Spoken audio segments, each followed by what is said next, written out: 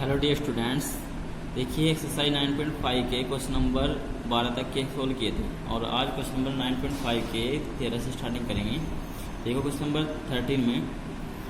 ये दिया हुआ है कि ए बी सी समांतर श्रेणी में है। तो इसका अर्थ यह हुआ कि 2b बराबर ए प्लस सी। अब ए पार्ट देखिए, इसमें सिद्ध करना है ए बी, इसकी लेफ्ट हैंड साइड हम ले रहे हैं A B plus B C बराबर सिद्ध करना है हमें 2b का होल स्क्वायर। देखिए यहाँ पे b कॉमन है तो बचेगा a plus C, b into a plus सी की वैल्यू ऊपर अभी हम फाइंड की है, a प्लस सी की वैल्यू है 2b, गुणा करेंगे 2b स्क्वायर, ये राइट हैंड साइड हो जाएगी। b पार्ट में हमें सिद्ध करना है, लेफ्ट हैंड साइड लेंगे 4 into b square minus a c equal to a minus c का होल स्क्वायर, ये सिद्ध करना है। तो यहाँ से देखिए गुणा कीजिए, ये जगह 4b स्क्वायर माइनस के 4ac इक्वल, यहाँ से देखिए 4b स्क्वायर का हम लिख सकते हैं 2b का होल स्क्वायर माइनस के 4ac इक्वल। अब 2b की जो वैल्यू है, 2b की वैल्यू है a प्लस सी, तो यहाँ लिखेंगे a प्लस सी का होल स्क्वायर माइनस के 4ac इक्वल a प्लस सी का होल स्क्वायर हो जाएगा a square plus C square plus के 2ac और माइनस के 4ac, घटाएंगे a square plus C square minus के 2ac,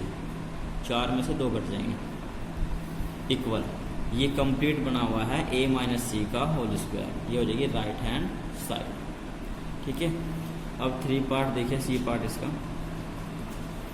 सिद्ध करना है a माइनस सी का whole square equal to 4a minus b into b minus c. तो इसमें हम राइट हैंड साइड लेंगे, राइट हैंड साइड में दिया हुआ है 4 इंटू ए माइनस बी और इंटू बी माइनस सी। तो इसके लिए हम क्या करेंगे, देखो इसकी गुणा करूँगा सबसे पहले b इंटू, इसकी गुणा करें तो जगह ए बी, ए की गुणा सी में करेंगे minus a C minus b square plus के बी सी, इन दोनों की गुणा करेंगे 4 इंटू, देखिए यहाँ से ये जो बी सी है और ए बी है, यहाँ से b कॉमन ले लिया तो यहाँ बचेगा a plus C minus a c और minus b square equal 4 into b, a plus सी की वैल्यू अभी ऊपर हमने समीकरण में देखिए, यहाँ पे a प्लस सी की वैल्यू 2b है, यहाँ रखेंगे 2b minus a C minus के बी स्क्वायर, सोल्व करेंगे 4 इंटू ये हो जाएगा 2b स्क्वायर, गुणा करेंगे यहाँ पे माइनस के ए सी और माइनस के बी स्क्वायर, 2b स्क्वायर में से एक बी स्क्वायर घट जाएगा। ठीक है, तो ये 4 सॉल्व बन जाएगा 4 into b square minus a c. और अभी हमने देखो यहाँ से जो ये बन के आया है, ये हमने बी पार्ट में देखे, यहाँ से 4 into b square minus a सी से इससे भी क्या आया, सोल्व होकर के ए माइनस सी का होल स्क्वायर। अब ये सवाल यहाँ से कंप्लीट ये बी क्वेश्चन बन गया। अब यहाँ से आपको जो तो ये करना है और ये ए माइनस सी का होल स्क्वायर इसके बराबर भी प्रूफ हो जाएगा, तो यहाँ से आपको करना है। ठीक है, नेक्स्ट क्वेश्चन देखिए, क्वेश्चन नंबर 14 में दिया गया है कि 1/a 1/b 1/c समांतर श्रेणी में है। और देखिए हम आपको बता दें कि समांतर श्रेणी में के प्रत्येक पद में कोई भी एक निश्चित संख्या जोड़ दी जाए या प्रत्येक पद से कोई भी निश्चित संख्या घटा दी जाए या किसी भी निश्चित संख्या से प्रत्येक पद में गुणा कर दी जाए या भाग कर दी जाए, तो प्राप्त श्रेणी भी समांतर श्रेणी होती है। ठीक है,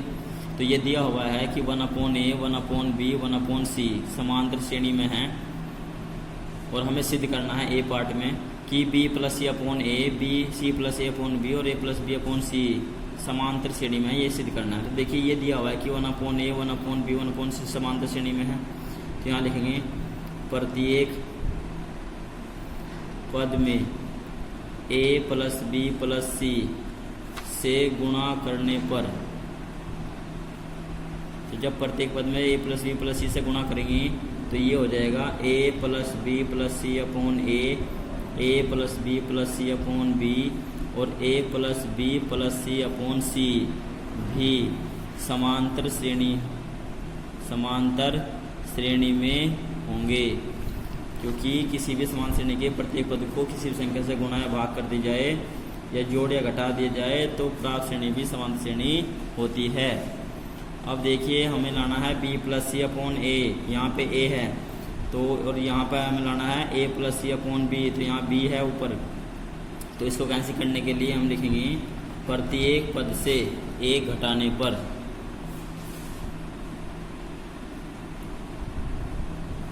जब हम a घटाएंगे तो ये बन जाएगा a plus B plus C upon A minus 1,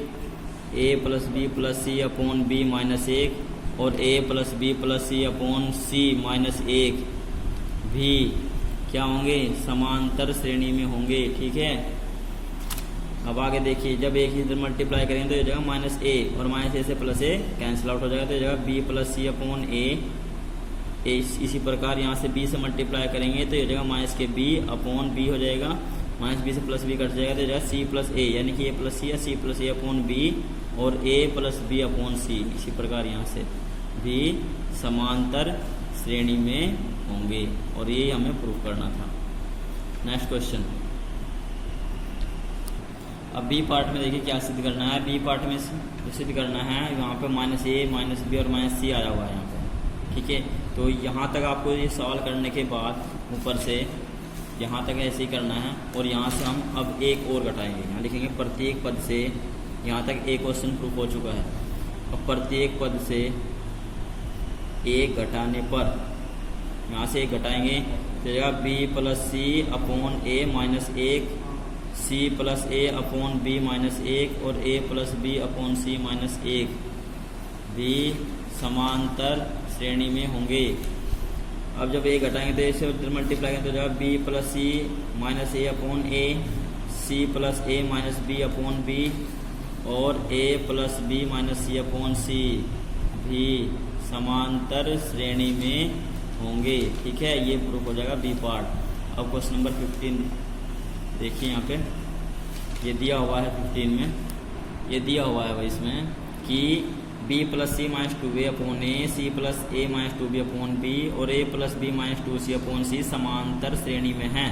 तो सिद्ध करना है कि 1 अपॉन ए 1 अपॉन बी 1 अपॉन सी भी समांतर श्रेणी में होंगे। तो ये सवाल जो है इसका जस्ट अपोजिट है। ठीक है, देखो यहाँ से 2a घटा हुआ है, 2b घटा हुआ है, 2c घटा हुआ है, तो ये हम क्या करेंगे प्रत्येक पद में 2 जोड़ने पर, प्रत्येक पद में 2 की जगह हम 3 जोड़ेंगे, 3 जोड़ने पर 3 से जोड़ेंगे क्योंकि यहाँ से एक बच भी जाएगा और यहाँ से एक b बच जाएगा। ठीक है, तो b प्लस सी माइनस 2a अपॉन ए प्लस 3 और c plus A minus 2b upon B plus 3, a plus B minus 2c upon C plus 3 भी समांतर श्रेणी में होंगे। ये लिखना है लाइन आगे बेटा शब्द। आगे देखो, a से इधर गुणा करेंगे तो जाएगा 3a और 3a में से 2a लेस हो जाएगा, तो 3a में से 2a लेस करेंगे तो बचेगा प्लस का a। इसी प्रकार यहाँ पे आएगा 3b में से 2b लेस हो जाएगा, b गुणा 3 में करेंगे 3b और 2b लेस हो जाएगा तो बचेगा प्लस के b। ठीक है, इसी प्रकार c में यहाँ पर, तो यहाँ पर कुल मिला के बन जाएगा a plus B plus C upon A plus B plus C upon b और a plus B plus C upon c भी समांतर श्रेणी में होंगे या समांतर श्रेणी में है। ठीक है, अब प्रत्येक पद देखिए यहाँ पे a प्लस बी प्लस सी आया हुआ है, यहाँ भी और यहाँ भी, तो इसे भाग कर दीजिए। प्रत्येक पद को a plus B plus c से भाग देने पर जब भाग करेंगे तो ये यहाँ से कैंसिल आउट हो जाएगा, यहाँ बचेगा 1 अपॉन ए, यहाँ 1 अपॉन बी और यहाँ 1 अपॉन सी बचेगा। तो ये प्रूफ हो जाएगा कि 1 अपॉन ए 1 अपॉन बी और 1 अपॉन सी भी समांतर श्रेणी में है या होंगे, ये प्रूफ हो जाएंगे। ठीक है, नेक्स्ट क्वेश्चन, क्वेश्चन नंबर 16 में दिया हुआ है कि a square into b plus c, b square into c plus A, c square into a plus b समांतर श्रेणी में है, और हमें सिद्ध करना है कि ए बी सी भी समांतर श्रेणी में होंगे। तो देखिए ध्यान से,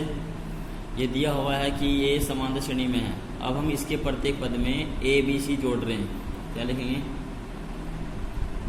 प्रत्येक पद में ए बी सी जोड़ने पर, तो देखो सबसे पहले यहाँ पे इसकी गुणा भी कर लो और इसमें जो भी गुणा करके आएगा उसमें ए बी सी जोड़ लो। तो यहाँ हो जाएगा ए स्क्वायर बी प्लस ए स्क्वायर सी, तो जोड़ेंगे ए बी सी। ठीक है, फिर आगे चलो, सी गुणा करो, b square c plus b square a और plus A b c, c square a plus C square b और प्लस ए बी सी समांतर श्रेणी में होंगे या है। ठीक है, ये भी समांतर श्रेणी में होंगे। तो अब देखिए यहाँ से, यहाँ हमने ए कॉमन ले दिखाई दे रहा है, ए यहाँ से कॉमन लेंगे तो यहाँ बचेगा A B plus A C plus B C, comma यहाँ बी कॉमन है इस पद में से, तो यहाँ बचेगा बी सी प्लस ए बी या बी ए एक ही बात है, प्लस के बी सी, और इस पद से सी कॉमन लेंगे तो बचेगा यहाँ पे सी ए प्लस बी सी या सी बी एक ही बात है, प्लस के ए बी भी समांतर श्रेणी में है, ये भी समांतर श्रेणी में है। तो अब देखिए यहाँ से सब जगह जो कॉमन बनी हुई है, ये संख्या सब जगह कॉमन है, प्रत्येक पद में ये संख्या कॉमन बनी हुई है, A B plus B C plus c a. ठीक है, तो इससे भाग करते हैं, लिखेंगे प्रत्येक पद को a B plus B C plus c a से भाग करने पर, जब भाग करेंगे तो यहाँ बचेगा, ये कैंसिल हो जाएगा, यहाँ बचेगा ए, यहाँ बी और यहाँ सी, ए बी और सी भी समांतर श्रेणी में है या होंगे, ये प्रूफ हो जाएगा। ठीक है, यहाँ तक की एक्सरसाइज आपकी बेटा कंप्लीट हो चुकी है और अगली वीडियो में हम गुणोत्तर